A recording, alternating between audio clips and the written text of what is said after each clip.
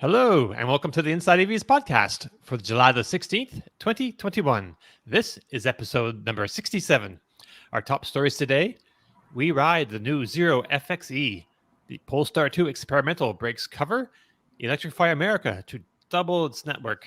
I'm Dominic Yoni, Inside EVs forum moderator and Inside EVs editor. Joining us today is the distinguished Mr. Tom Moloughney, Inside EVs editor and host of the YouTube channel State of Charge with Tom Moloughney. We also have the magnanimous Martin Lee from the EV News Daily podcast, available on all your usual podcast platforms. And of course, Kyle Connor joins us from Outer Spec Studios. He also puts together delicious videos with all the fixins for the Inside EVs YouTube channel. And we have a special co-host with us today for at least the first part of the show, or maybe longer if he likes. Jordan Schiefer, also from Outer Spec Studios, joins us. All right. Well, welcome, gentlemen. Before we get going, I would like to just ask everyone that, if you could please subscribe, that'd be great. If you're watching on YouTube or Twitch, please ring that bell icon for notifications. All right, so let's kick it off by talking what's been driving in our charging this past week. What's driving in our chargers this week? Okay. Right? Okay, so Martin, we're finished with Kona, right? Yeah, I got one final trip to make with it this weekend to the Formula One in Silverstone. Don't take away my EV card, please. Off to watch some Formula One? Motor racing, about 2.5 hours from me. So I'm going to pop up there and have a look at that. But that'll be probably my last trip in the Kona, which I've thoroughly enjoyed. But can't help but have a nagging doubt that with the new stuff coming from Hyundai, that when I sit and look at it saying, 60 kilowatts, whatever charging, whether it's just going to be, whether if I bought that with my own money, whether I'd think, oh man, I'm kind of missing out on the latest, greatest, or does it really matter? Well, maybe we should see if Hyundai will send you an Ioniq 5, because that's in England right now, isn't it? Yeah, there's a big show this weekend. There was two big events. One of them just got cancelled actually for any of our UK viewers. So there's a Coventry event where the Ioniq 5 is going to be in the park, and then this weekend was London to Brighton EV rally. They got cancelled about an hour ago because Brighton's COVID numbers are going through the roof. So that's a real shame for the organisers. Spend months planning something, but obviously it has to be done. So yeah, the cars are in the country now. I don't have any listeners to the podcast that have reached out to say that they've got theirs yet. Right. But Hyundai UK should give you one. Well, you think car. So? Yeah, and also the guy that I bought my Zoe off. Don't they know who you are? No one knows who I am. But one of my buddies has a Hyundai dealership. It's just unfortunately like 4 hours away from me, but he has them, so I could always mooch up next week and have a play. Cool. All right. So Tom, do you have anything this week? Yes, I did. I actually rented a Mustang Mach standard range all-wheel drive. There's a Toro service here in New Jersey that just rents electric vehicles, and they've got a ton of them. They got like 35 different electric vehicles. I actually know the owner, and he picked up, we were talking about something else. He was asking me questions about adapters, and he said, oh yeah, I just got a Mach-E. And I was like, what trim? He said, standard range all-wheel drive. I'm like, great. We haven't done one of those yet. Give it to me tomorrow. So I got it. It had like 500 miles on it, and did our 70 mile an hour highway range test. You might remember about a month or so ago, we did the 70 mile an hour highway range test with the extended range all-wheel drive. Right. That's EPA range rated at 270 miles per charge. And I was able to drive at 285 miles. So it far exceeded its combined EPA range rating. The highway range rating for that version is 249 miles. So it crushed it. It went 36 miles further than the highway range rating. So now I took the standard range out on the same track. Conditions are very similar, about the same temperature. I think it was a little bit warmer this time because it was up around 90 degrees. So I did have to have the air conditioning on the entire time. That's all in the video. I explain that I had to have the air conditioning on and so forth. I'm not willing to sacrifice, sweating to death while I'm doing these range tests just so I can get 5 more miles without air conditioning use. Should you? Yeah, right. But if you read the comments, I should. Oh no. Yeah, but that doesn't fit our procedure. We always run climate control. You ruined it. You put the air conditioning on. Don't you know you could have gotten 5 more miles? So in any event, so this version is the lowest range version of the Mach-E. There's like 7 different versions of the Mach-E. Yeah. And this is the lowest range. It's the combined EPA range rating is 211 miles. Its highway EPA range rating is 193.7 miles. Ooh. So under 200 miles. And when I picked it up, when I fully charged it, it was saying that I could only go 190 miles. So I was figuring, it should probably get to over 200 miles. But it did even better than that. I went 226 miles. So I crushed the highway range rating, by similar to what happened with the extended range, and even beat the combined EPA range rating by 15 miles. I guess 211, 226. One of the interesting things that I want to point out that Ford does, though, they voluntarily derate their EPA range rating. The extended range version that I drove last month has a 270 mile EPA range rating. However, the testing came through and showed that it should have been a 276 mile range, but Ford asked the EPA to derate it to 270. This version I just drove now, the actual documents show that it should have been EPA range rating combined range of 216 miles, but Ford knocked it down to 211 miles. I guess, to over deliver, under promise and over deliver. Really, basically, I think Ford realizes that there's so many different factors that will impact your range. Cold weather, how fast you drive. I think that they feel if they pull back a little bit from what the actual documents show, they might get less complaints. They might get less customers saying, look, this doesn't go as far as you said it would, because all EV makers get those complaints. Somebody gets a car that says it's rated at 270 miles, and within the first month they're like, the range estimator never said it gets more than 240 miles. And they're all dealing with this. I mean, I remember BMW when the i3 first came out. It was a tremendous issue where so many people called. They didn't understand how range works. So I think Ford just wanted to temper expectations a little bit, and that's why they did that. But the car had a great showing in the 70 mile an hour highway range rating. As far as I'm concerned, it did fabulously. 3.3 miles a kilowatt hour. That's about right. That's the same average that the extended range battery pack of Mach-E did when I did the range test. They both finished up with 3.3 miles per kilowatt hour. And that's a 68 kilowatt hour battery, right? Usable. The total capacity is 75.7, and the usable is 68. So if you do the math, multiply 68.3.3, I bet you're going to come up right around 226, because it didn't have anything left in the tank when I finished the test. Right. I saw the little thing on your screen there. If you're watching us on YouTube or Twitch, you can see we were playing the video that Tom filmed during his range test, and it's showing the dash with 1 mile left and had a little warning. It's great. Yeah. I like what you did with the little graphics on that video too, man. That little. I'm getting fancy. I'm getting fancy with my video editing. Right on. All right. Oh, by the way, Dom, before we jump off of it, because I had the car for a couple days, I did 2 other videos. One's already up on Inside EVs. It's everything you need to know about charging the Mustang Mach-E in 15 minutes. Right. I have done a how to charge the Mach-E video a while ago, and it was a 40-minute video. And a lot of people, while people loved it, they said, Tom, you got to crunch this down. So since I had the car, I compacted it all into 15 minutes, and seems to be doing well. I also did the DC fast charge test. I haven't put that video out yet. I haven't edited it. It's going to be up on Inside EVs next week. I was a little surprised with the results. Okay. And I was so surprised that I went out, drove the car down to 0, and charged it again to duplicate, because I want it on a different charging station, because I wanted to see if it was an anomaly or not. And the same exact thing happened. Wow. So, check, hang out, and that'll be coming up on Inside AVs next week. And I also want to point out, I see there's one comment here from Black Lightning 650. Martin, if you could pull that up. It was a pleasure meeting you at the EA Bridgewater. While I was doing the Mach-E test, Michael pulled up and was like, you're on the Inside EVs podcast, right? You do those videos. He's like, I listen to you guys every week. So I said, mention it when we're doing our podcast. Make sure you leave a comment, and I'll bring it up. So thanks for watching, Michael. It was nice meeting you. Thanks, Michael. That's great. Thank you.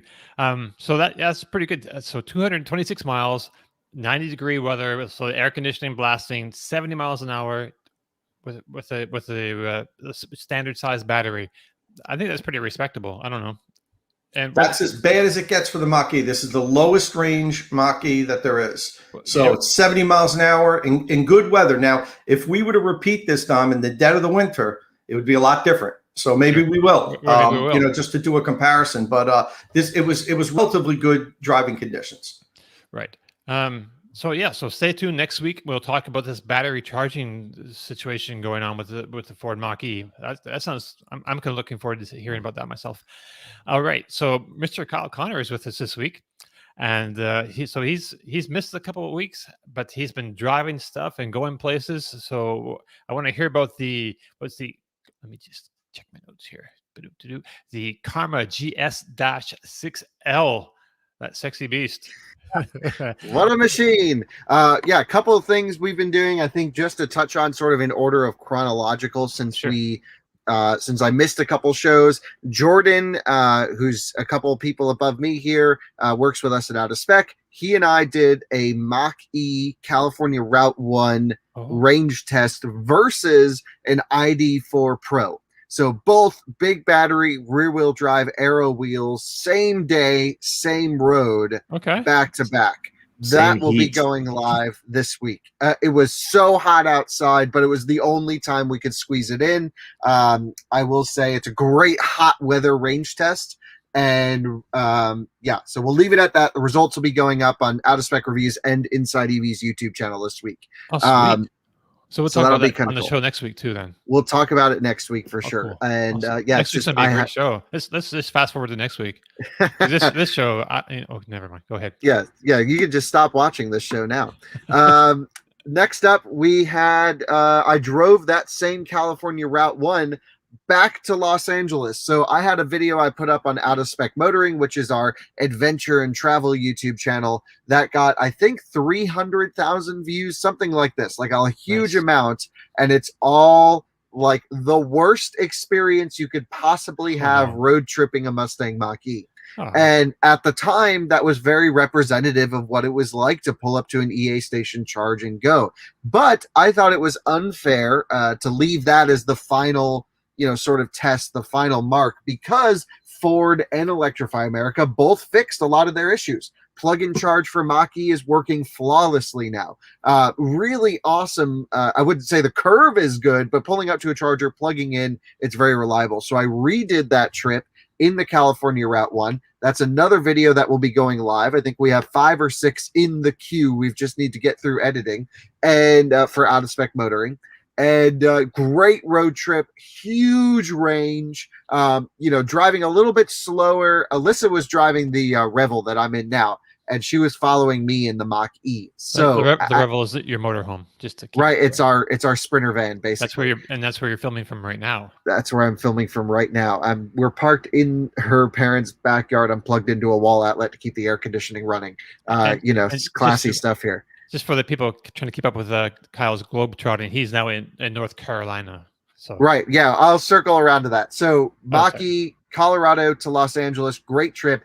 320 miles on a charge, something like this. And I still had 11% left over, plus or minus there. So huge range. And that was over the Rocky Mountains. That was gaining elevation, actually, for the total trip of about 2,000 feet. Super impressive. Really cool. Then took that car up to Angeles Forest, shot a bunch of videos. The next day, I drove actually just a combustion Mustang to compare the electric to the combustion. It was a Mach 1. It was really cool. You can hear about that on the new Out of Spec podcast, which is a new YouTube channel, Out of Spec podcast. Jordan's running that. We then drove the Karma GS-6L. Okay. Which is, what a great name. It's a great name. But, all of you guys remember, of course, the days of the Fisker Karma. Yes. which is, how would you describe the Fisker Karma? This is like a Like design exercise that was trying to be forward thinking. It was like, looks like that, but only with like a big mustache grill, basically. Which I almost kind of, I didn't like it, but I almost kind of like it more than that because it had more of a character, But Yeah, I mean, back in when that came out in 2013, 2014, maybe even a little bit earlier, that was the jam. I mean, it was just the coolest design exercise. Then they all burned down in port when it got flooded one year, and everyone was like, "Oh, this is bad." Tom, you remember that? I was in the Jersey port. Absolutely. There was like, I don't know, 70 or 80 of them all parked next to each other. And, we had a storm. I don't know if that was Superstorm Sandy. Flood, was right? it Sandy? It was one of the storms that we had, and the whole port got flooded, and the whole row of the Fiskers just burned. I mean, they had these overhead shots where there's thousands of cars and they're all just flooded, and then you see this one burned section in the middle. It was the Fiskers. I thought they looked great. A friend of mine bought one. And I drove in it. I mean, beautiful car. The inside, the weird thing about it is the inside is tiny for such a big car. It's like, it really is a big car, but the inside is really tiny, poor packaging. And just, unfortunately, Fisker's a fantastic designer. I think he should stick to that. Like, the engineering end of the vehicle just wasn't up to snuff. I mean, they're not very well built vehicles, and they'll burn up if they get an 18 inches of salt water. Yeah. So if you see a puddle, don't want that to happen. Avoid.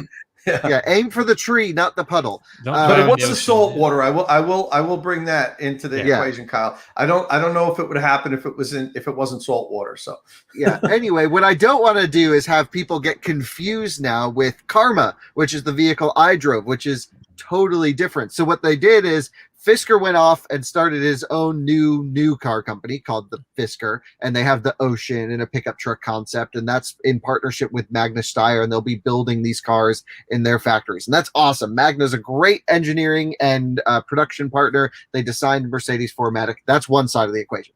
Okay. The other side of the equation is Karma, a Chinese-backed company, purchased what was known as Fisker, made the model name the company name, and then they brought out the Karma Revero. And the Karma Revero was essentially the same design from the outside, not too many changes, and they were just trying to keep it alive and break into this market. Now they have retired the Revero nameplate, or I should say have put it on hold. That will be reserved for the Revero hypercar, their halo vehicle. And they have named, I guess, what would be considered the next generation, the GS-6L, which is a terrible name for a really cool looking car. And that was really the gist of this video that just went live today on Out of Spec Reviews.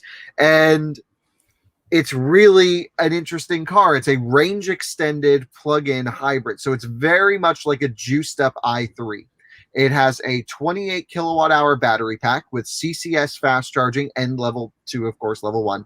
I saw a peak of 35 kilowatt charging during my DC fast charging test with this vehicle, which is very much on par with Polestar 1, actually, which is another sort of extended range plug-in hybrid. So they're kind of competing. That would be a great comparison to do those cars back to back. But this has a 3-cylinder turbocharged 1.5 liter engine that's straight out of a base Mini Cooper in the US or a BMW i8, and that engine is in no way connected to the wheels. This is why I say it's very much like a juiced up i3, because all this engine's job is to do is to charge the high voltage battery, and you can get about 80 to 90 miles of driving pure electric, and then the combustion engine kicks on. You retain almost all of your acceleration off the line, even in the full electric driving mode. I thought that was impressive. But to get the full, low 4-second 0 to 60, you need to, have the combustion engine assisting into the battery.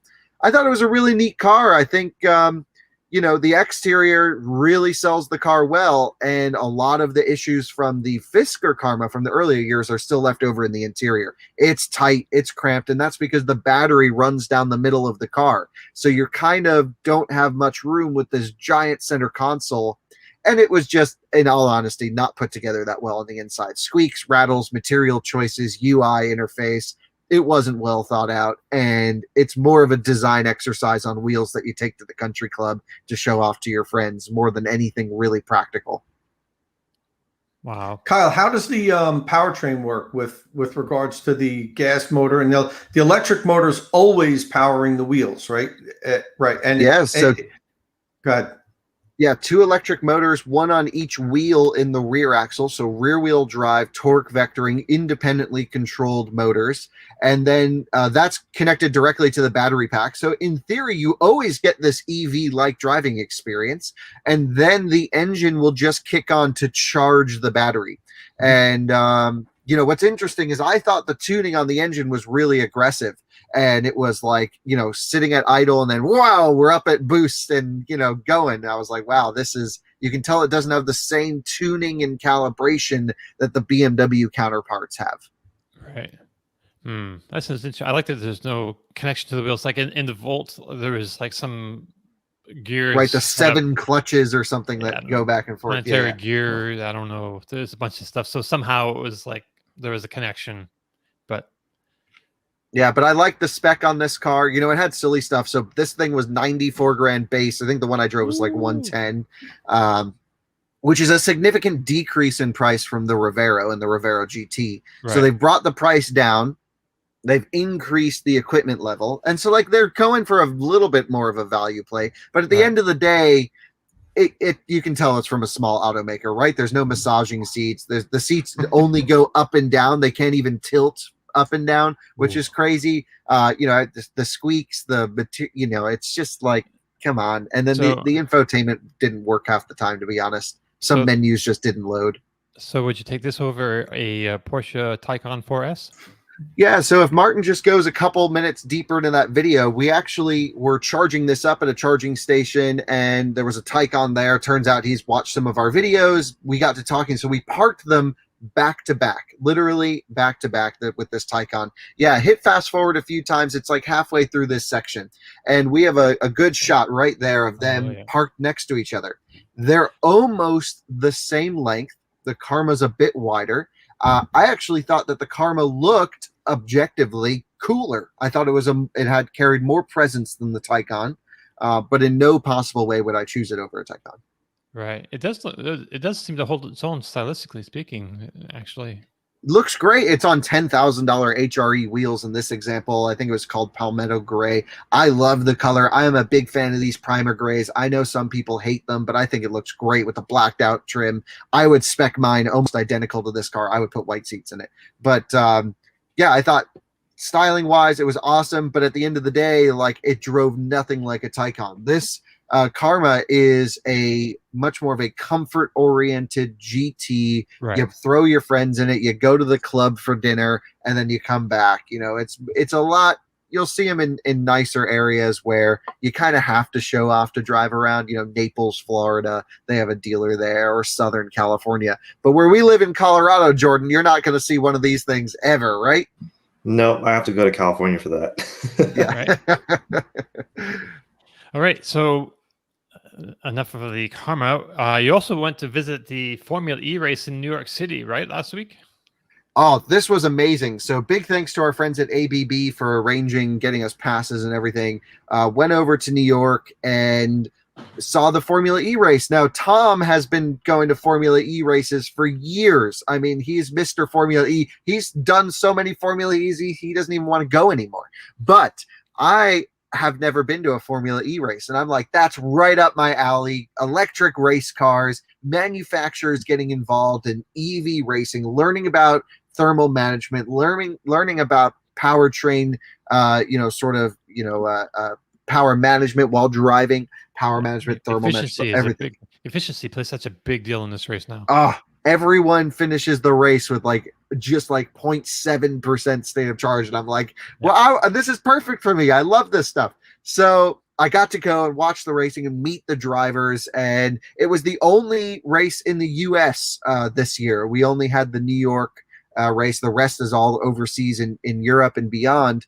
Next year's calendar looks amazing as well. So I was happy to go travel across the country to go to the Formula E race and the only one in the US. Really enjoyed it. Great experience. Learned a lot about ABB's charging plans. We may have one of them come on the show at some point and talk about how they're designing the hardware for the future of electric vehicles, because I think it's really neat. I've been a big fan of using their equipment for years. So when they called and said, "Hey, do you want to come?" I'm like, "No way. I love using your stuff. I'm happy to come. Thanks." ABB makes like the cabinetry, the pedestals and things like that for... Yeah, anything to connect to an electric car, they make. And, you know, I do have to say, they offered to like pay to fly me out there and put me in a hotel. I declined. I went at my own expense, but it was still great of them to invite me and get me passes and things like that. So they got you on pit row there, I see. Yeah, they got me all the passes I needed to get around. So that was really nice of them. And of course, they're the title sponsor of Formula E. Technically, it's called the ABB FIA Formula E races. And so they spend big money at these races, and they will be the charging partner for next year, because next year Formula E may have allegedly some charging stops midway through the race, which makes it an even more of a challenge to, when do you stop in to charge? Do you wait till your battery's dead? We're getting into charging curves. It's going to be real exciting. Yeah, and also, how much energy do you use? Do you save the energy and forego the stop, or do you go for maybe a 2-minute stop, but then you get to blast it? Because it won't be a pit stop like people are used to seeing with racing pit stops, but it'll be several minutes. But actually, on a longer race, is it worth just caning it, knowing you're going to refill, or is it worth playing the long game? So it's a whole another dimension to going electric racing. We'll just see how the length of those stops, but it's certainly pushing forward. And of course, Lucid have a big connection as well with electric racing, so we'll have to see how high they can push those charge speeds. But certainly that's an example of it's an example of how racing at the weekends can benefit all of us. Right. Yeah, totally agree. And then the one last thing I wanted to mention was, on the way out to New York, we actually trailered our BMW i3, and that is now going to be my dad's car while he waits for one to come in on order. He has an EV that he's waiting for. I won't say what it is yet. We'll make it a surprise, but he will be driving the i3 Rex in the meantime. Whether or not we'll take it back when he's done, or he'll just trade it in on whatever he's getting, I don't know. But the i3 is now out of our garage. We are down to 2 vehicles in the out-of-spec fleet. It's just the Model 3 and the Revel, and then of course we have some random stuff here in North Carolina. But those are our 2 daily drivers, and not a bad garage. So what's he going from to this new EV, mystery EV? Well, they have a Model Y, so but they're keeping that. So these yeah. Right on. All right, so let's talk motorcycles for a bit. Two wheels good. So Zero Motorcycles has been in the electric motorcycle business longer than anyone. Founded by Neil Psyche, for about 15 years ago. It started out with a pretty small off-road bike, and they've been steadily improving and expanding their lineup ever since. It now makes 6 models of street bike and 4 dual sport bikes. All this on 3 platforms. Now it's just revealed its latest bike, the Zero FXE. So this is the production version of the Zero SM concept that I understand Zero commissioned from an outfit in San Francisco called Huge Moto. It was originally shown off in early 2019 at the One Moto show in Portland, and that's a big kind of custom motorbike show, motorcycle show. It's pretty cool, and it grabbed a lot of attention there. So Jordan here, he got to go to the Reveal First Ride event and write up a review for Inside EVs, so you can find that on our site. And he made this video for Out of Spec. So Jordan, tell us about this thing. I think you've seen the concept as well, right? Does it live up to the hype that bike created, you feel? It was close. It captured the same kind of design aesthetics, and a lot of these concepts that are very futuristic looking, they replaced the curves with more angles. And the most notable thing was that front fender that just like sticks straight out like a weird little shelf above the front tire. Right. But I think they did a pretty good job. That's, if you're watching this on YouTube, you can see that's like the first bike that Zero put, and that's like the next gen. And that's their first street legal one right there. Right. In 2009. So yeah, they've been in the game for a long time. And there's a lot of motorcycle companies now making EVs, or new motorcycle companies entirely. But Zero has always been kind of that staple, and they haven't always been super progressive in terms of styling. A lot of their bikes just look like standard motorcycles. Sure. But this one, I don't know. I really like the design language, and I wasn't sure what to think when I first saw it because I'm much more of a like naked bike or fared sport bike. This is not really my style per se. Oh, yeah. But it was interesting. They had us ride like the SRF and SRS, so they're other bigger, newer like sport bikes to this secret location where they had these hidden because it was still pre-production, right, and not yet unveiled. And so that was an interesting side-by-side comparison. I could ride my favorite bike by them on the way to this thing and then kind of appreciate how different they are. A lot of the same underlying technology. Yeah, there's the bikes we took there. But it's so nimble. I mean, it's 300 pounds, 298 pounds, and very quote unquote whippable as far as the power, just because it's still that EV launch power. And when you go test ride a Zero motorcycle, I mean, they make you start in eco mode because people have started in sport mode and then rev the bike out from underneath them and it flies away. So people are just not used to this kind of power on bikes, especially this size. Typically a small bike like this with a 250 or 350 or 400 cc motor just doesn't have that much low. I mean, it'll have like super low in power and then really quickly phase off. So yeah, I don't know. It's a very interesting bike, perfect for city commuting. I mean, it's incredibly nimble and quick and lightweight, and it almost felt like a bicycle with way more power than you would expect. But 100 miles city or more like 40 miles highway, you are constrained depending on what your actual city looks like. Right. That'd be like 40 miles at 70 miles an hour, you think? Yeah. Yeah. So if you keep like off the interstate and just like take like 55 mile an hour roads, say what do you think you get, like 50, 60 miles? Probably, yeah, on eco mode especially. I mean, we were essentially hooning it in the canyons, and Right. so every single time we stopped, we launched it. So that did my projected range at the end of the ride was probably 50 miles total. But I imagine you could easily get that 100 miles. Just from my experiences with Zero so far, is they are pretty accurate with the range, and I never really had much range anxiety with the one I had for a press vehicle. So I don't know. I love them. I mean, electric cars, I get it. Some people miss the engines and the shifting manual transmissions and all that. But with the electric motorcycle, I didn't really miss shifting. It was weird to sit on it and not have any clutch in your left hand or shifter in your left foot. But I kind of enjoyed not having to think about that. Before, Zero is one of those companies that's always done a really great job of managing people's range expectations by giving you like lots of data on their website. And I'm just kind of checking here to see if they still have that. But they used to have like they give you their estimated city and highway range, but they also do like a steady state. Like at 50 miles an hour, you'll get this many miles, and at 30 miles an hour, you'll get this many miles. Yeah, they have five listings on each bike and battery combination of city, 55 combined, 70 combined. So yeah, they're very transparent about it, and I like that. Yeah, it's great. So what's the charging situation on this? So you saw that little like printer cable kind of charger where it just plugs into the wall. That'll charge you full in about 10 hours. You can get a charging accessory to speed that up a bit, and you can even double or triple those up. But there's still no DC fast charging of any kind.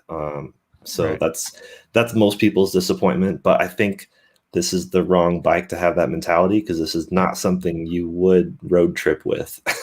and that would add weight and cost. Yeah. So they very much focused on the supermoto, and that's, I mean, SM concept, SM for supermoto. It's very much just how lightweight, how nimble. And it was really cool. I talked to Sam Paschal, the CEO, and Abe Askenazi, the CTO, and I mean, their go-to bikes for the past few years. I mean, they make lots of cool bikes, but their go-to bike has been the FXS to get to and from work. Right. And now this effectively replaces the FXS as their new favorite bike to go to work. Okay, so speaking of replacing, so I've read that this bike, the FXE, replaces the FXX in the lineup. But is that true, or will Zero continue to offer that bike as well? Because that one had you could get it with like half the battery. So the Yeah. base price is cheaper. Like you can get into it for like $9,495, and so it's interesting to note that when you can add the second battery too on the website. So it's the same size as 7.2 kilowatt hour battery, like the FXE, but with that battery, it's like $12,390, whereas the FXE is actually $595 cheaper at $11,795. Yeah, so that's what's interesting. They said this replaces the FXS, but they still offer the FXS, just primarily in that 3.6 kilowatt hour battery state. And Okay. with the modular batteries, I mean it's a great fleet vehicle. It's Right. just not as progressive looking. It's not their hallmark supermoto bike, but they still have the FXS and the FX.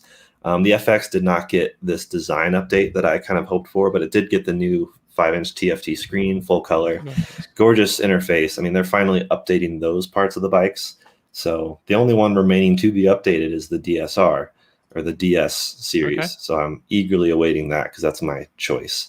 But Okay. it's a really cool bike. The biggest downside as far as the concept versus the actual production model, I think, is the headlight.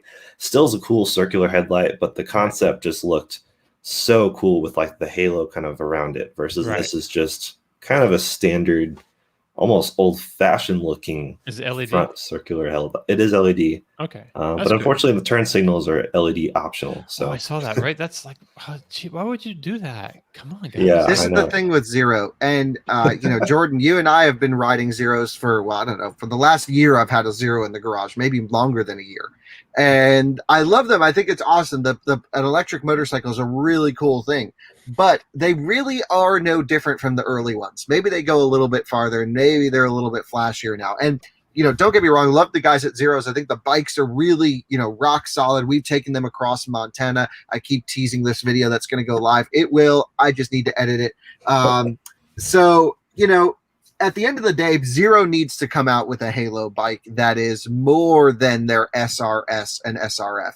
It needs to be Harley Livewire competition. It needs DC charging. It needs thermal management. In that really hot week that we had in Colorado, our bikes were overheating from charging on level 2. We had to put fans out near them to keep everything cool. They're not that well sorted yet. And you'd think after 12 years of making a motorcycle that they'd go, look, I understand they had hard times. They couldn't put money into R&D. But now, look, people are buying them. We see Zeros on the streets in Boulder and Fort Collins just randomly. They're out there. They need a real serious long-distance bike, a bike with big range and big charging. The SRF is liquid cooled, or is that still air cooled? So the They're all motor, air-cooled. yeah, motor's liquid cooled, I think, but the battery's all air cooled. Oh, okay. I think Could the be wrong motors on are that. all air cooled too. Yeah. Well, then there you go. So no liquid cooling at all. Okay, so Yeah. that's like just the way they're what do you say? They're just their engineering approach to doing air cooling, but they're doing as much as they can with air cooling. Where their competition, like the Italian Energica. Energica. Thank you. From Italy, they have a more sport bike approach, and with liquid cooling on everything and super high performance and fast charging. Yeah, the way I see the difference between this and Energica are in two mechanical differences that do make a difference. The first is a chain-driven belt, or I should say, just a chain-driven drive link rather than a belt. We had an SRS, right, Jordan, the red one, and that my friend Drew snapped the belt on that one, just riding it around, semi-aggressively, but a belt shouldn't snap on a brand new bike. And then we went on the forums and it's like, oh, everyone has. So we carry extra belts with us whenever we ride a Zero now. That seems a bit unpremium. Also, no DC charging. Energicas are liquid cooled. They DC charge maybe only at 12 to 18 kilowatts, but on a little tiny battery pack, better than nothing. Energicas, though, do not have liquid thermal management like the Livewire. Therefore, they are constantly overheating. My friend rides an Energica, and he's ridden it all around the country and goes everywhere, and he is constantly battery in yellow or red trying to cool this thing off. And I'm just like, why are we dealing with this? We have technology that can keep things cool. Just put it on a motorcycle. It shouldn't be that hard. Well, it shouldn't be motorcycle engineering. That's why I kind of like electric motorcycles, because it really takes all the challenges of making an electric vehicle and trying to put it on this like tiny package. It's really because if you start putting liquid coolant and everything, it makes everything heavy. So that's why Zero has taken their approach to have heavy and more expensive. But I mean, you could cool everything. I mean, I asked an engineer how much liquid cooling would weigh on a motorcycle once, and he said like 25 to 35 pounds. Okay. I'm like, okay, I'll just use the restroom before I ride. That'll offset that, and then we're good to go. No did we cover the Energica news last week? I'm not sure on the podcast. I'm not sure. Someone's asking what we think of the new motor. We don't. It's the EMCE motor or something. They've released a new. It's going to go on all of their models. It's 100. It goes from 134 to 168 brake horsepower. It's 10% more powerful and 10 kilos lighter or something crazy. There's 2 10s or 10% more range. And so they've made some big improvements there. That's going to go on across their range. So a nice little bump, quite a big bump actually in power and weight saving. But I don't know about cooling on that. Yes, it was news last week. Cool. And Energica. I'm trying to say it differently than when you. I have like my way of saying it that's like different than the way Kyle says it. But for some reason, my tongue isn't working today. But so they've been developing motorcycles for like a long time. They used to they started off under a different name, and they were doing some racing. I saw them in California, some early motorcycle races there. Anyway, so they've been developing that platform for like a long time. So it's really great to see that they're going to a different motor and they're continuing along. Yeah, they have an interesting lineup. Okay. I just don't think those bikes look good. Sorry. I don't know. Something about them just doesn't appeal to me. Styling. Sometimes I agree. It is like overstyled, like kind of like the Toyota CHR rear end. I mean, they just kept styling and then just never dropped the pencil. If the CHR was a motorcycle, it would be an Energica. There you go. Yeah. Is it an Italian company? Yeah.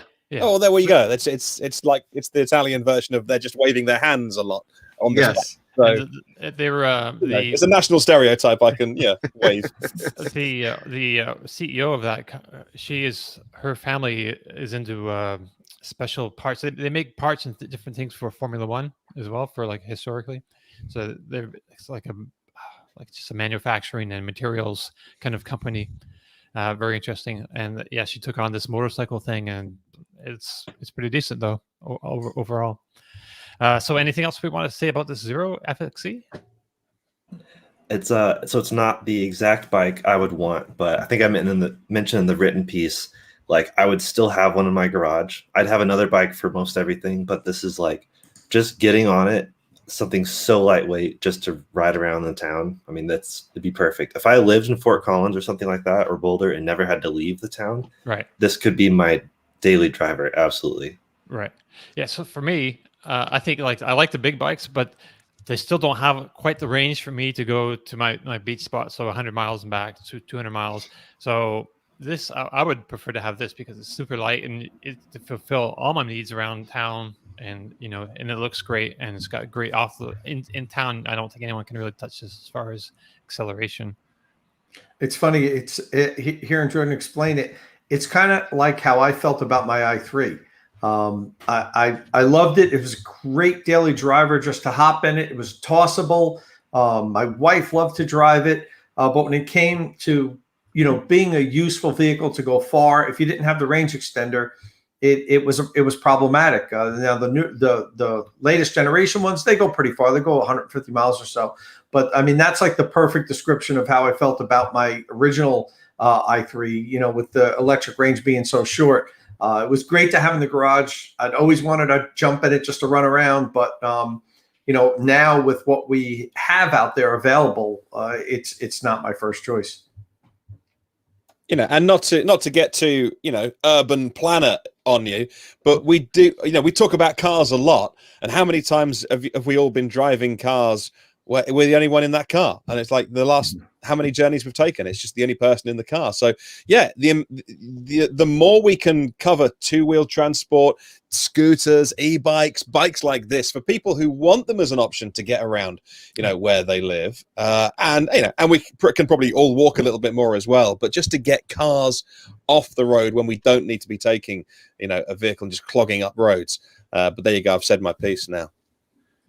All right. Okay, so let's move on. We want to keep the show a little tight today. I think Tom has a Jeep 4XE 4xe coming. Tom has more important things than us. Right? Hey, 4xe. Yeah, I'm looking out the window. It should be pulling up the driveway any minute. I'm getting. We'll be talking about that on next week's podcast. I have the Jeep 4xe is being delivered for the week, and as soon as it gets here, I'm hopping in it and doing a 150 or so mile drive down to Atlantic City for the weekend. So got a couple of friends meeting down there. So it should be a fun weekend, and I'll get a good chance to, see how the Jeep does on the highway. Okay. So it's just spoiler, not great on the highway. Just letting you know, not the ideal road trip car. A Jeep, so. Have you driven the 4xe, Kyle? No, but I've driven every other Wrangler. It should feel it's going to be identical. Yeah, exactly. But yeah, we have 4xEs coming soon too. So we'll do a 4xe battle. You and I and Jordan will battle out our thoughts. Okay. I typically don't do range tests with the plug-in hybrids, but I think I'm going to do it on this one. I think I'm going to fully charge it, hop out on the Parkway or the Turnpike, and see how far it goes in all electric mode. So yeah, let me know, because we do those too, and so I do a city one and a highway one in one video for plug-in hybrids. No, I noticed you do that. I just haven't really done that with the plug-in hybrids, but I think for this vehicle in particular, I'm really curious about that. So I'll do that this week. We'll talk about it on the podcast next week. Okay, so moving along, a very special Polestar car made an appearance this week at the Goodwood Festival of Speed. It's an annual hill climb featuring historic motor racing vehicles and other vehicles, and it's held in the grounds of Goodwood House in West Sussex. That's in England. There is racing involved, but mostly it's a lot of quick demonstration runs up the hill, or someone's driveway actually. But an EV actually holds the record for this course, the VW IDR, driven by Romain Dumas. Tom would get mad at me if I didn't mention this, but the Rimac Nevera was also there this year, and we put up a post on Inside EVs yesterday featuring a great video with Shmee getting a ride along in that car on the course. One of the best videos you can watch on YouTube, by the way. I thought he did a great presentation of that car. I very rarely am so captivated by a video, and just watching that driver hoon that thing up that road was truly encapsulating. Great video. Watch it if you can. Right. Yeah, I actually enjoyed it too. I loved it. But back to this car real quick, and we don't want to spend a whole lot of time on this because we'll just talk about it. So it's called the Polestar 2 Experimental.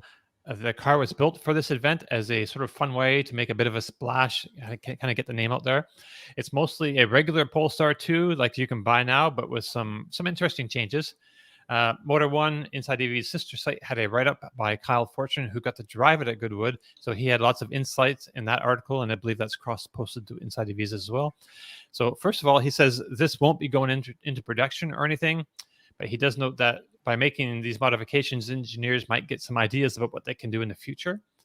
So maybe the most interesting thing about this car is that it puts out 476 horsepower.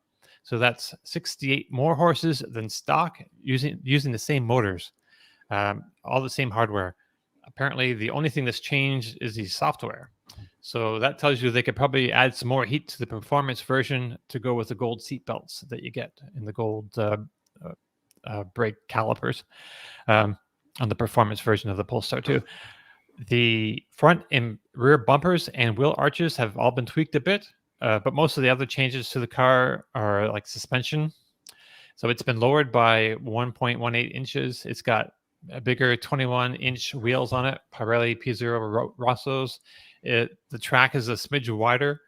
They make a pretty big deal about the Öhlins dampers they put on it. They're bespoke kind of solution that they spent some money on. They put in there, and they're three-way.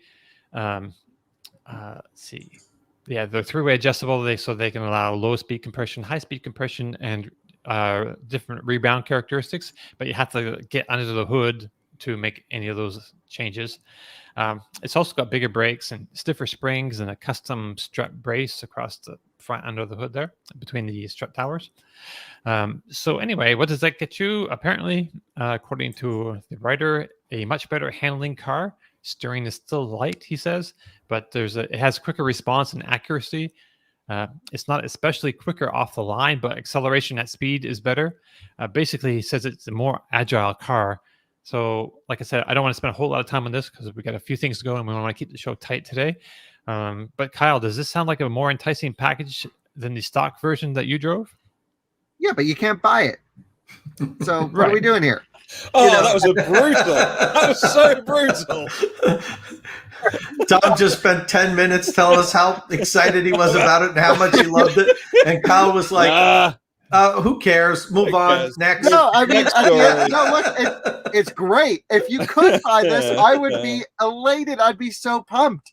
It looks amazing, right? Polestar 2, it's everything we want, more power. I love this car. You guys know that. I think, more power. Sure, that sounds great. The factory car that I drove already had issues keeping itself cool just on my little press drive. So how's that going to factor in here? Right. I have no issues thinking it couldn't make a run up the Goodwood Hill. That's tiny. Right. But how could it handle on a real fast back road drive? Not sure.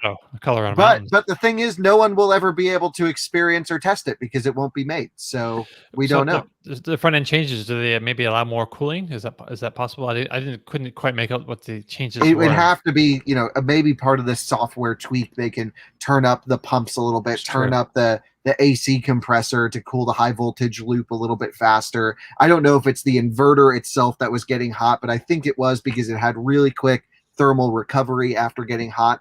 Basically it would show power limit and then go right back to full power, very similar to i3, which is an inverter heating issue, not a battery heating issue. Also, same with Mustang Mach-E going into limp mode, turtle mode when you drive it hard, recovers very quickly. This is not battery overheating. This is an other component in the high voltage loop. Again, not to say this car will or won't do that. I think, if we just break it down really quick, styling, 10 out of 10, 11 out of 10, if you will. Really amazing. Put it on an XC40 recharge, it'd be even better because then it's more boxy. And then, build it, make it. We want to drive this. People will buy performance versions of Volvos. I see Polestar stuff going everywhere. They all get the attention at Cars and Coffee.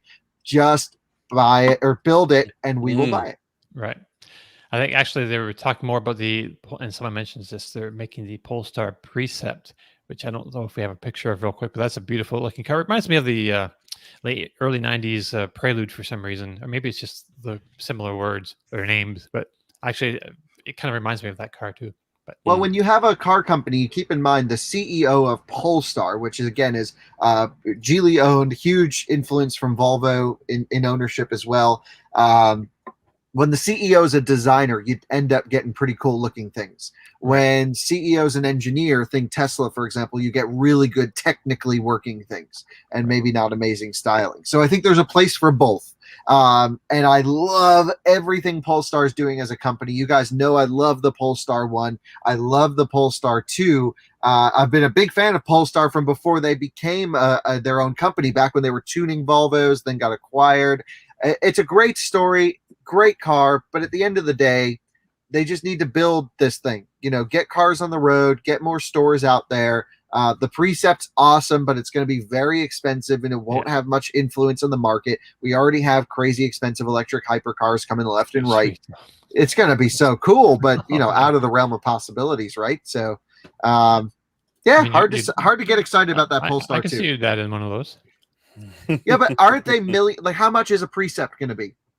Oh, not $1 million. No, it's going to be like a Model S probably. Oh, sorry. I for some reason thought it was going to be a lot more money. Oh no.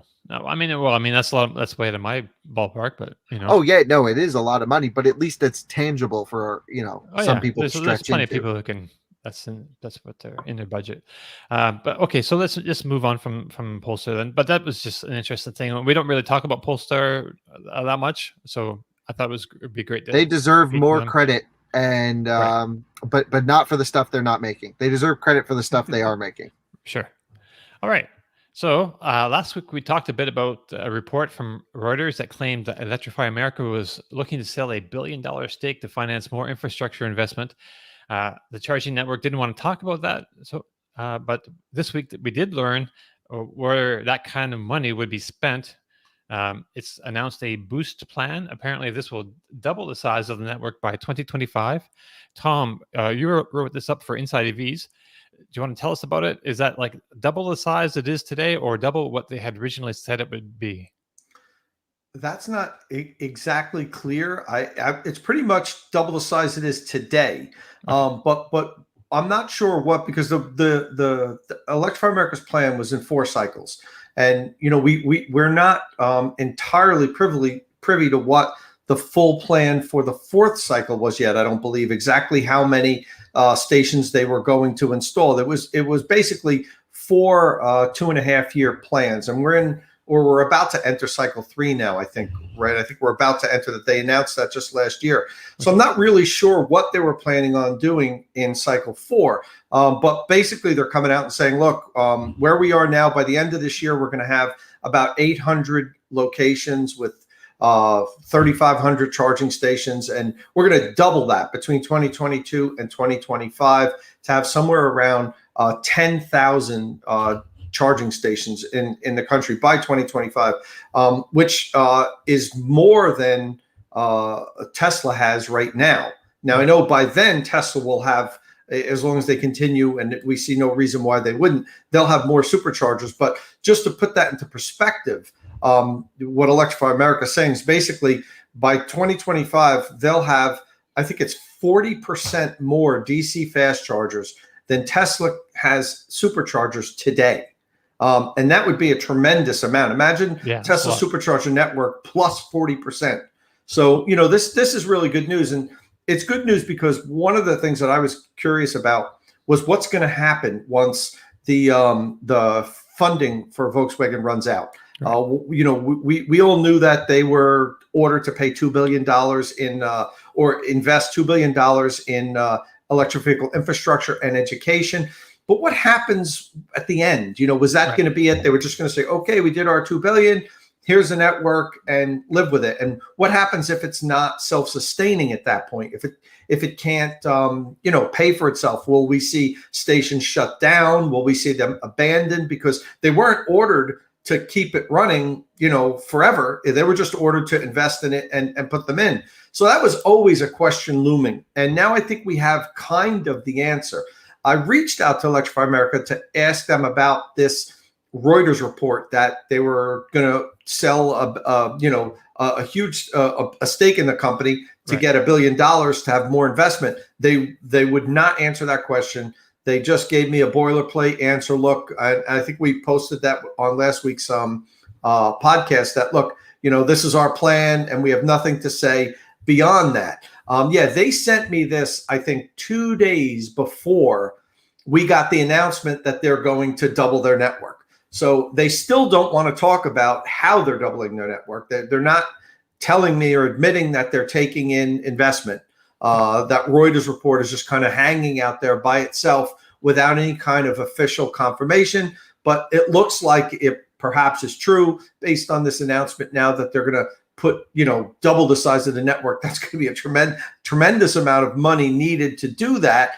Volkswagen could afford it. They could do it if they wanted to, but maybe they're saying, hey, $2 billion is enough.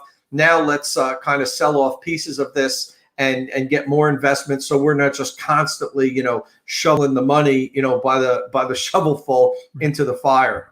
It's going to be a great asset at some point. It's not right now. They lose, tremendous amounts of money. But one day when there's, millions and millions of electric vehicles on the road and the utilization rate is high, this thing should be profitable.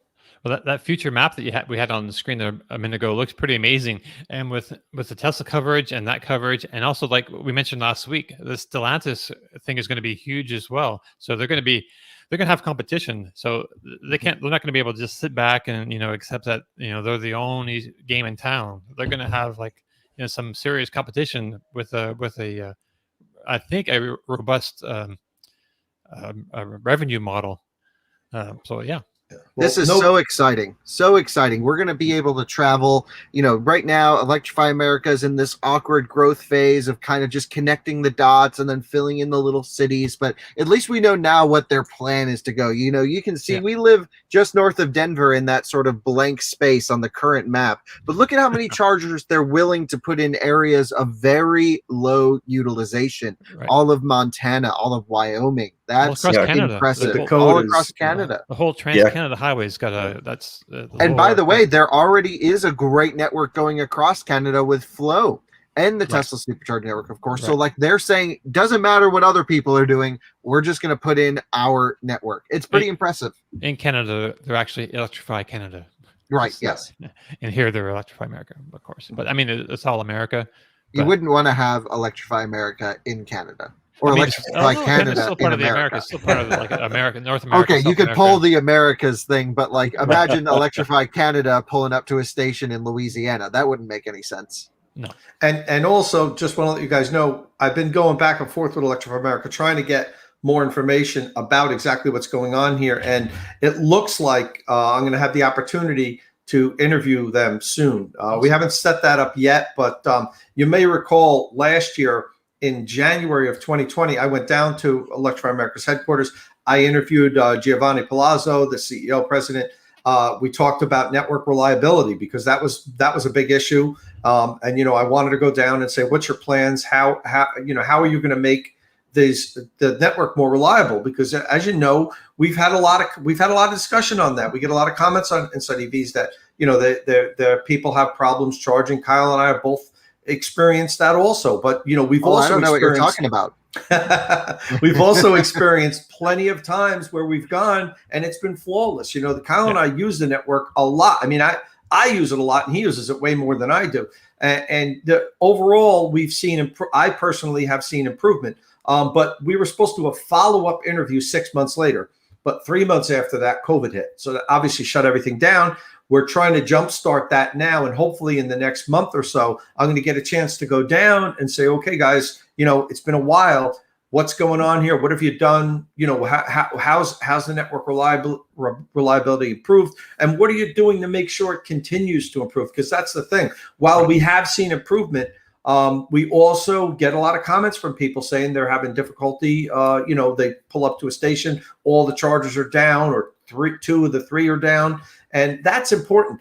It's great that Electrify America is expanding and doubling their network. It's actually fantastic that they're doing that. Yeah. There's a lot of, we've all mentioned here, there's a lot of other networks, Flow, ChargePoint, EVgo. Let me tell you something. None of them even come close to rivaling the coverage that Electrify America has. And if they double their network like they're doing now, and they're the 800-pound gorilla in the room. Right. So we need that network to work.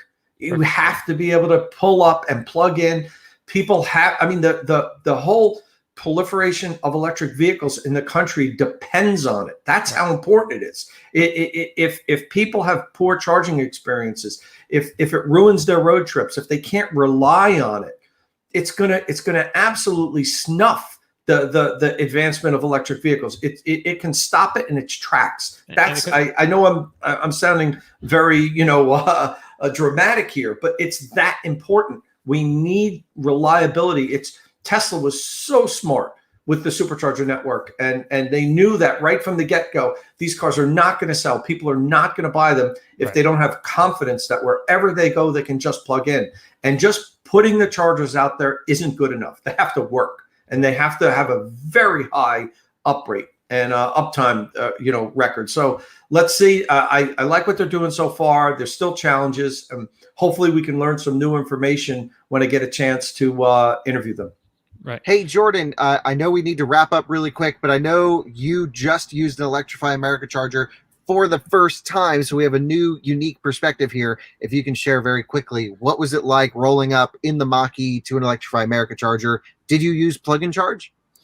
Yes, I did, and it worked immediately and perfectly. And I was just I was like, this is great. This is like, Right. you don't have to think about it. I plugged it in, went into Costco. Unfortunately, Costco is like a completely across the parking lot. So I had to come back with this cart, walking like a quarter mile through parking lots with the cart. So it's in a very weird place out kind of near Boulder. But some of the other stations are better placed. So I thought it was awesome. I'd like to see them parked a little away from the stores. That way, people don't just jam up the charging space with their combustion cars because it's close to the doors. So it's a little inconvenient, if you're going into the shops. But I kind of like the access. But so it was a great experience, flawless. And then the next time I had the Mach, the same one, me and Kyle kind of traded back and forth. I went to go plug and charge and just wouldn't work. And then I tried different charger, went to a different location, same thing. So maybe it had been like a temporary outage because then the next day it worked again. So it was, kind of somewhat confusing. Kyle's phone was linked to the car and he kept getting these alerts of like failed charge. I had no idea it was linked and he was like, hey, is everything good? I was like, oh, you're getting all these notifications. But in general, it seemed to be pretty reliable. I did some charge point charging with the Zero, and that had a few more issues than the Mach did. So in my limited experience, Electrify America has been relatively seamless. Right. It sounds like it's, there's been some hiccups in getting this all coming together, but it is, improving. I expect to see that improving by the time like the Lightning F-150 pickup trucks come out next year or start flowing. It's got to be flawless, really, because that's going to be a huge increase in traffic to the stations. We're already there with ID4. You pull up to any EA station now, you see 2, 3, 4 ID4s getting their free juice. Nice. I saw one in town the other day for the first time on the street. Yeah, that's gonna be the thing. Right now we're in the golden age of electric cars. I've been talking about this for a while. Recently listened to a TFL podcast on their road trip in a Taycan 4S from Los Angeles to Colorado, a route I take often. And Roman, who runs TFL, was mentioning we're in the golden age of EVs. I'm like, I know, I've been saying this for a year and a half because you can pull up to a station. Maybe I don't think he watches anything I do. But I think he and I are on the same wavelength here where you roll up to a station, you're going to have a spot to plug in, and then if it doesn't work, you can move. And it's going to be a disaster once these start getting filled up. Right. Well, like I said, though, you weren't here. I don't know if you saw this news, but Stellantis has a huge network planned. It looks great in a PDF. For sure. Right. You want to see it rolled out for sure. But I mean, it's not like there's nothing coming. No. There will be more EV chargers coming in. There will be more cars that those chargers have to interface with. And there's more opportunity for failure with more cars and more chargers. There's also more opportunity for successful charging sessions, of course. But look, we do EV road tripping, and we'll just keep telling it like it is, left and right. But right now, I think it's a great time to grab a CCS car and drive it all around the country. No problems at all. I would love to do that road trip across Canada, seeing that EA map of the future chargers. That was like a fun route. I'm from Canada. I've flown across. I've never driven across. I would love to drive across. And I have to point this out. This is where Kyle and I always argue. I totally agree with him about golden age. It's a great time to go road tripping now. You could always get a charger, even if one's not working, you can get the next one. But where we disagree is, I think Kyle, I believe more that as utilization increases, the charging station are going to add chargers. Most all of them have built out with the ability, like Electrify America is planned, all their sites can expand. That's why their first opportunity when they go to a location, they try to position the chargers where there are extra spaces. One of the things that Jordan said he didn't like was that he had to walk way out. Well, that was by design because they can't allow for a whole bunch of spots to be used right up by the store. There might only be 4 chargers there now, but Electrify America is thinking in 10 years, there might be 20 chargers there. So they need to have that extra space. That's why they're set way away from the building. First of all, so people don't block them. And second of all, so that area can be expanded. And I just think private enterprise will win over. I think once the utilization rates are up, once there's a business case for DC fast charging, we'll get a tremendous amount of money pouring into this, and you're going to see way more site locations than you see right now. Will there be like an awkward phase where there's a couple of years where there's too many EVs and not enough DC fast chargers? Yeah, I think so. But I think that won't last that long. Because I know there are so many entities out there with billions of dollars just ready to go. They just don't want to put it in now because there's not enough EVs. They don't want the equipment sitting there for 4 or 5 years, getting vandalized, getting broken. And they also know that in 4 or 5 years, there's going to be better equipment. It's going to charge faster. It's going to be more robust. So the money's there. It's sitting there and waiting for that right opportunity. Once utilization comes up, once we have more EVs on the road, boom, you're going to see the country, the world just get blanketed with DC fast chargers. And a lot of that money is going to come from oil companies because they don't want to lose their grip on selling you energy. And they have the cash, and the markets, their future markets are shrinking. There's.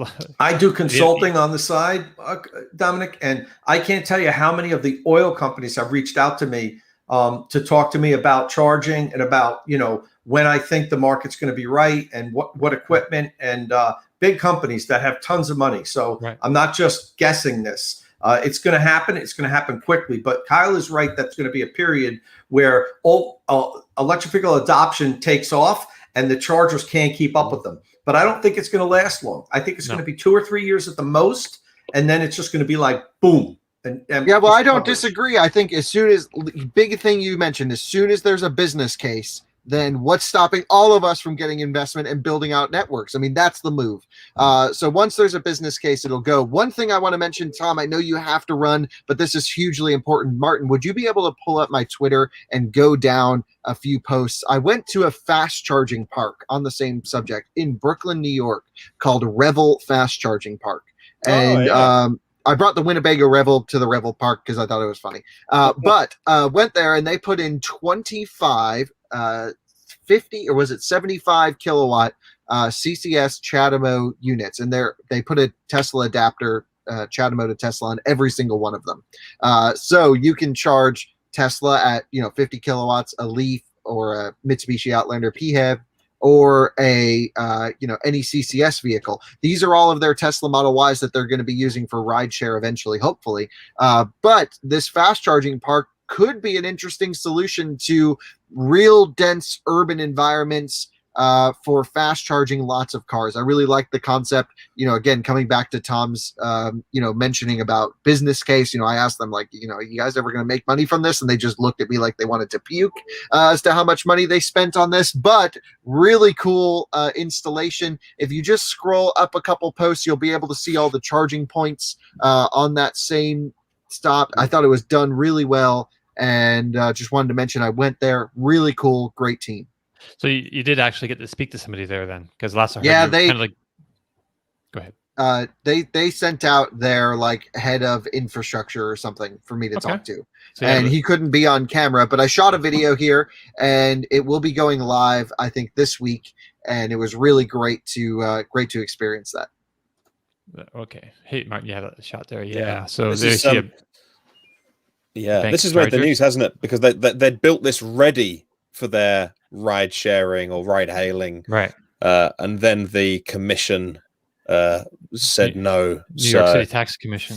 Yeah. To protect the yellow cab drivers. So, but Revel don't seem deterred. They seem to have a solution around that issue. But this could just be like Uber and ignore the laws. Well, yeah. But it looks cool, doesn't it? So yeah, great experience, real nice guys. Thought it was well thought out. Tom's not too far away; he can go anytime, and maybe like show us what usability is like. No app required, credit card payment, which I thought was great. Reasonably priced considering the amount of stations they have, and they have built it with future proofing in mind. They'll be upgrading to 300 plus kilowatt charging here in very short period of time.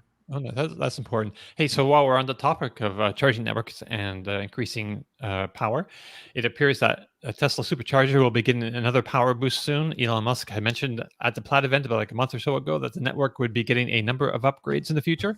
So he didn't mention the exact timing, but he did say in a tweet this week that the Supercharger network is being upgraded to 250 to 300 kilowatts. That would be about a 20% increase in power.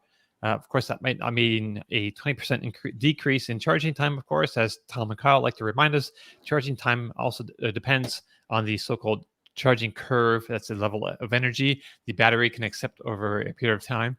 As it gets more full, it tends to ramp down the amount of power it can receive. I think these faster speeds are more important, will be more important when we have the larger 4680 Cybertruck batteries out there. But still, this should speed things up a little bit. So Kyle, real quick, because we want to move on to this Bolt story before we finish up. Are you tempted to break your Cannonball record in Plaid once they hit 300 kilowatts? There's no need for me to do it because there's 5 teams lined up ready to run as soon as they can get their hands on one. The only reason I've been doing cannonballs is because I thought no one was really pushing the limits. As long as people are pushing limits, great. If no one does, maybe we'll go out and do it. At the end of the day, we all know you can get a Tesla across the country really fast, but Lucid and Aptera and others will be coming by the end of the year or early next, and those are just going to smash whatever record's set now. So good luck to everyone trying. Everyone reaches out to me and say, hey, we're going to break this record. I'm like, okay, great. Let me know when you leave. And, I'll monitor your run and I can act as, sort of a witness to everything happening and, basically independently adjudicate your runs. But, all the more power to them. If people are doing Tesla runs, there's no need for me to do it. Sure. And that's in the Plaid. You think they're going to be doing some Plaid Cannonball runs? Well, right now, dual motor seems to be the move over the Plaid. Right. Right. Unless just because it's more efficient. So, right. Yeah, I'm not seeing any benefit to Plaid right now. Plaid Plus, sure. But, Elon said no one needs that much range, or they just couldn't engineer it. So, they never came out with that car. Right. And that was only going to come out next year anyway. And that would be with the 4680 cells, which would be, would require re-engineering the whole battery pack again. There's just so many things. Well, it still might be coming. Who knows? Right. They could just say, hey, it's not going to come. So you buy the stuff we're selling now. Right. And then in a year and a half, they'll say, hey, we actually have the good stuff for you. Right. And which I think is a smarter move, really. But they just that's the way it should have been done from the beginning. Yeah. Right. All right. So let's move on. So bad news this week for about 50,000 Chevy Bolt EV owners in North America after battery fires in 2 cars that had already received the recent remedy of the recall that was announced last November. GM is now telling owners that they should park their cars outside and not leave them charging overnight out of an abundance of caution. In April 2021, GM just issued a software update and said dealers would be able to use diagnostic tools to identify potential battery anomalies and replace battery modules assembly as needed, because there had been a handful of Bolt EV fires. So the automaker, and there was a big recall, 50,000 vehicle recall. The automaker added that it would make the diagnostic software standard on the 2022 Bolt EV and 2022 Bolt EUV, and it would offer it for other Bolt EVs on the road at a later date. So, and I don't know. Earlier this year, GM had also been doing some vehicle buybacks on a customer by customer basis. We have a thread on the Inside EVs forum with some people, attempting to doing that, getting buybacks or attempting to get buybacks. So if you're interested in that process, you could find out a little bit of more information there. But Tom, would this situation keep you from buying a 2022 Bolt EUV now? Like the new versions? So it wouldn't keep me, but I fear that it will keep a lot of people that maybe aren't as on top of this, understanding what the issues are. Right. Where people just hear bolts go on fire and, bolt equals bad. So it's really unfortunate. One of the things I can't help but thinking is how big of news would this be if this was Tesla? We criticize Tesla a lot, but could you imagine the shorters, how they would be out there if this was Tesla news? They'd be getting crushed. You almost don't even hear about this, and this is pretty big. This is really bad news for GM and really bad news for EVs because all people hear is electric vehicle fires, and GM's been lucky that nobody's gotten hurt yet, but they're telling people to charge outside or don't charge overnight. That's not workable for a lot of people. They don't have that ability to either leave the car parked outside or not charge during certain times of the day. So this is, I wish I had an answer, but this is bad. I mean, I'm surprised it's not getting even more press. I tell you one thing: if somebody's house burns down and God forbid somebody gets hurt or killed, it's going to be tremendously bad for the entire electric vehicle market because it's going to scare the heck out of a lot of people that aren't really familiar with electric vehicles. This could be the big one that we've all feared for a long time. On when's that really bad electric vehicle fire or something going to happen that kind of sets back the whole industry. And so far we've gotten away. We haven't had that. And this could be it if this gets worse. And like I said, God forbid somebody gets hurt. Right. We did have a Tesla Model S plaid fire. There's not a whole lot of, good information exactly what happened in that situation. It was being driven at, I believe at the time or supposedly, but there hasn't been, it hasn't really blown up in the press. But this, and nobody's gotten hurt, Dominic. That's a big. That's the thing. Cars burn all the time. Gas cars burn every day. Thousands of them. Or at least hundreds. I don't know the exact figures. But but this is a persistent problem that the automaker knows about, and has known about for a long time. So if this ends up where somebody gets hurt or God forbid killed, this is going to be huge. And this is with the LG cells, and that's basically the genesis of the issue, right? It's the LG cells. This particular, the Kona suffered the same fate, right? Right. And so also uses the LG. I was talking to my uncle this week. We were up in New York visiting. He drives a Kona electric, and he said, "Look, I charge my car to 80%. It's got all these recalls." He's like, "I'll never buy another one. Just get me in a Tesla." And so that's his thing. For me, when a car is a recall, I'm like, okay, that's probably never going to happen to me. I'm very optimistic. But he's like, oh my God, I want this car out of my life. I don't want it to burn down, and I want a Model 3. That's what he was telling me. I'm like, you're not joking. So this is a serious thing for a lot of people that really are afraid. If you live in an apartment complex that only has underground charging, like Tom was mentioning, how are you going to charge this thing? That's indoors and charging. Two things you can't be doing with this. So, man, what a scary situation. Now is a good time to sell your used vehicle. Well, maybe not a used Bolt. I'm not sure what you can buy, to replace it with, but. Kyle, it's good to hear at least that he's willing to buy a Tesla. What I'm more concerned with is the Bolt owners or people that read this that just say, that's it. I'm not buying an electric car. I'm not putting my family at risk with these dangerous things, So that's the big thing that I'm really concerned about. So, GM's got a lot of weight on their shoulders here, trying to figure out how to handle this the best way. And I know all automakers, the recalls happen all the time with all vehicles, and it's all math. The companies, it's not even a matter. It's unfortunate, but it's not a matter of lives. Right? It's do the math. What's the best way forward for us to do this, where we have to spend the least amount of money? And it's not. I'm not criticizing GM. Every automaker does the exact same thing. So we know how they're going to react. They're going to do the what they can do to minimize the losses on this. And I just hope that doesn't end up with people getting hurt, because it's different with this. I mean, they can hurt an entire industry if this gets dragged on. And like I said, we get injuries or fatalities. And this is the older style of battery too. So this is under the Bolt EV. So the GM has the new Ultium system coming out, the Hummer and the new electric pickup truck and the Cadillac Lyriq. The Ultium batteries are going to be a different system, still in cooperation with LG, but it's a different cell, a different engineering. Right. And we don't know how that's going to work out. But if we look at, say, Tesla, their fire situation, they had some high profile fires early on with their 18650 batteries.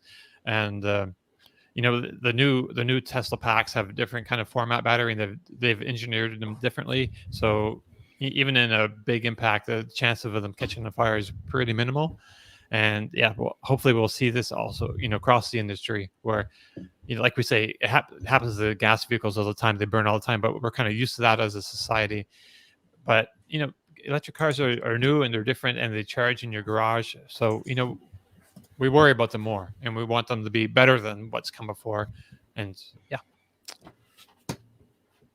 Anyone want to add anything else to that? No. Okay. And on that sad note, we'll wrap up the Inside EVs podcast. We better go. Let's pull out our sad trombones. I don't have one here actually, but my trombone's pretty happy. So I don't know what I'm talking about. Anyway, so that brings us to the end of our show. If you have any questions or comments, you can leave them on the Inside EVs forum podcast thread or on our YouTube or Twitch comment sections. If you like the show, please give us a thumbs up if you're watching us on YouTube, or a rating if you're listening on another platform. Don't forget you can find and follow our panelists on Twitter. Tom Malogny is at Tomolog. Martin Lee is at EV News Daily. Kyle Connor is at It's Kyle Connor. Jordan, where are you at? You're mute. Jordan_Schiefer. Jordan_Schiefer, and I'm at Dominic_Y. Please click subscribe and tap that bell icon for notifications, and we'll see you all again next week. Ciao.